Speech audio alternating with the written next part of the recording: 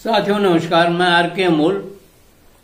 धर्म की विसंगतियों के बारे में आज हम आपसे चर्चा करेंगे।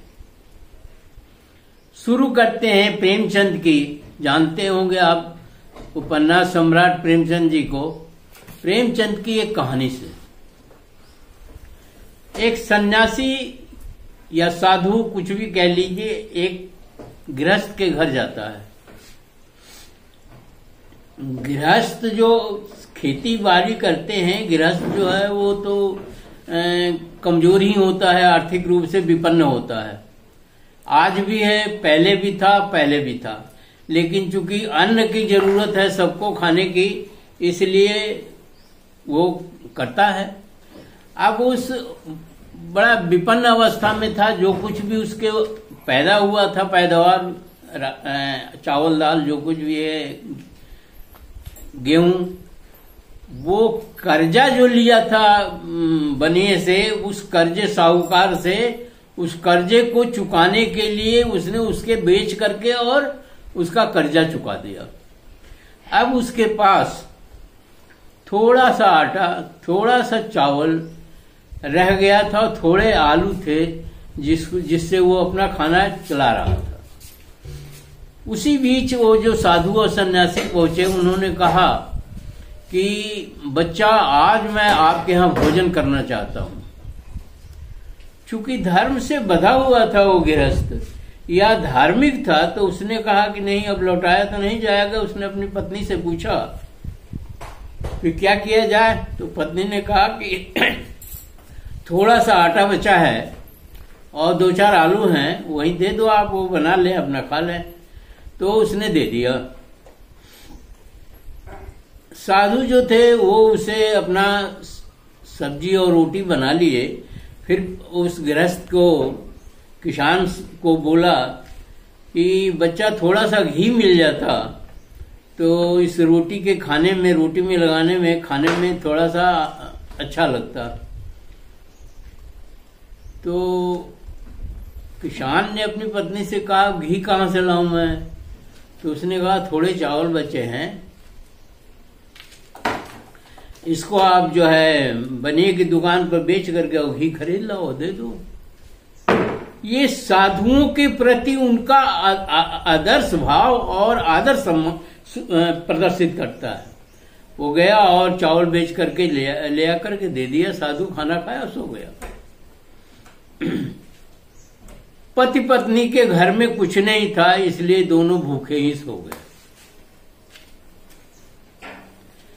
अब मेरा मानना है कि धर्म की कौन सी परिभाषा मैं समझूं कि सन्यासी के पास इतना सद्भाव नहीं था, इतना उसके पास एक मनुष्यता नहीं थी।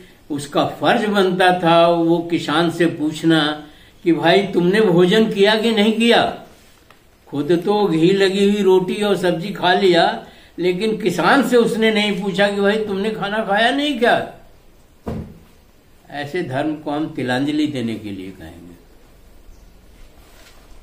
ऐसा धर्म किसी काम का नहीं है।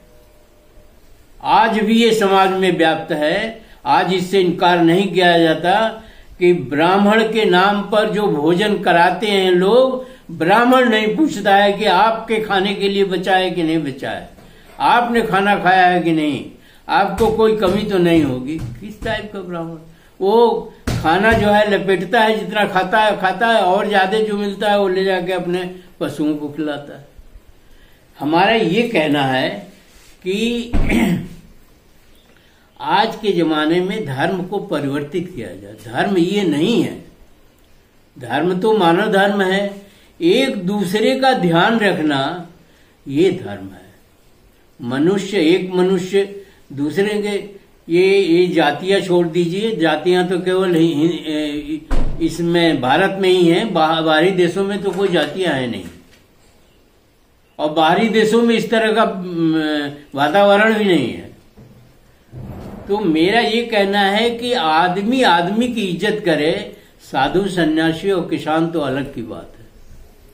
वो तो एक पेशा है, वो तो एक वो है। हालांकि मेरा ये भी मानना है कि जितने सन्यासी हैं, ये आज के परिप्रेक्ष्य में अगर आप देखेंगे और थोड़ी आपको कड़वी नहीं लगेगी तो मैं बताऊंगा कि आज गेरुआ वस्त्र पहन करके एक विशेष प्रकार का टीका लगा करके और क्या कहते हैं समाज में मुफ्त का खाना, मुफ्त का रहना, मुफ्त की सेवा, मुफ्त का मान सम्मान प्राप्त करने के लिए तरह तरह के प्रपंच और तरह तरह के छल कपट जो है आज का साधु समाज कर रहा है। यहाँ तक कि राजनीति में भी साधु समाज का सम्मान हो रहा है। राजनीति में भी अच्छे अच्छे पदों पर सांसद हैं, विधायक हैं और अच्छे अच्छे जगहों पर गेरुआ वस्त्र पहन करके और सांसद और विधायक बने हुए हैं और समाज की किसी भी समस्या से उनका कुछ भी लेना देना नहीं है। तो अगर ऐसा है तो ये बहुत सोचनीय है विषय। और इस तरह की स्थिति आपके आंख के सामने है कि लोग जो है ये कहने में गुरेज नहीं करते कि मैं ब्राह्मण हूं, भले वो पढ़े लिखे ना हो, भले वो मानवता का मतलब न समझते हो, भले वो कुछ नहीं हो और भले वो बहादुर ना हो, लेकिन वो कहते हैं कि मुझे गर्व है कि मैं क्षत्रिय कुल में जन्म लिया। आज धन का भोडापन जो है शादियों में दिखाया जा रहा है, वो वैश्य ग्रुप कर रहा है। धन का इतना भोडा प्रदर्शन किया जा रहा है, अभी हुआ है और वहां सभी ये राजनेता और सभी ये विद्वान और कथित साधु समाज और ये और वो सब गए हैं। इस तरह के भोड़े प्रदर्शन से देश फिर गुलाम होने का खतरा है। मैं तो ये भी कह रहा हूं ऐसे ही करने की वजह से ही ये देश गुलाम हुआ। न कोई बहादुर है, न कोई विद्वान है और न ही कोई जो है धनी है और नहीं कुछ है, सिवाय इसके कि मनुष्यता से हम बहुत दूर हैं। आज इस तरह के भोंडे प्रदर्शन ज्ञान में भी हो रहे हैं, भोंडे प्रदर्शन बहादुरी में भी हो रहे हैं। कमजोर है तो उसके ऊपर आप बहादुरी दिखा रहे हैं और मजबूत है तो आप उससे पीछे हट जाते हैं। ये कोई बहादुर नहीं होना। और ये भी मैं कहना चाहूंगा कि किसी जाति या कुल में जन्म लेना गर्व की बात नहीं है, मनुष्य होना गर्व की बात है। कुछ तो साधु सन्यासी भी हैं, उच्च वर्ण में भी है और कहते मुझे गर्व है। किस बात का गर्व है? गर्व तो मनुष्य होने में है ना, और मनुष्यता करने में कर्तव्य है आपका।